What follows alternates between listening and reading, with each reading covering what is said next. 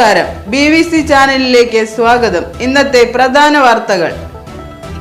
Vadakkanchery boys high school ground നവീകരണ പ്രവർത്തനം തടസ്സപ്പെടുത്തി ജനങ്ങളെ വെല്ലുവിളിക്കുന്ന കോൺഗ്രസ് കൗൺസിലർമാരുടെ നടപടി അവസാനിപ്പിക്കണമെന്നാവശ്യപ്പെട്ട് ഡിവൈഎഫ്ഐ പ്രകടനം നടത്തി.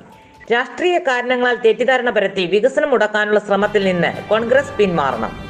എക്കാലവും ഗ്രൗണ്ട് ചളിക്കുളമായി കിടക്കണമെന്ന നിലപാട് സ്വീകരിക്കുന്നവരെ ജനം ഒറ്റപ്പെടുത്തും. നവീകരണ പ്രവൃത്തി തടയുമെന്ന വെല്ലുവിളിയും സമരവും അവസാനിപ്പിച്ച് കോൺഗ്രസ് പൊതുസമൂഹത്തോട് മാപ്പ് പറയണമെന്ന് ഡിവൈഎഫ്ഐ ആവശ്യപ്പെട്ടു. CPM ഏരിയ കമ്മിറ്റി അംഗം NK പ്രമോദ് കുമാർ ഉദ്ഘാടനം ചെയ്തു. ബ്ലോക്ക് കമ്മിറ്റി അംഗം അജയ് മോഹൻ അധ്യക്ഷത വഹിച്ചു.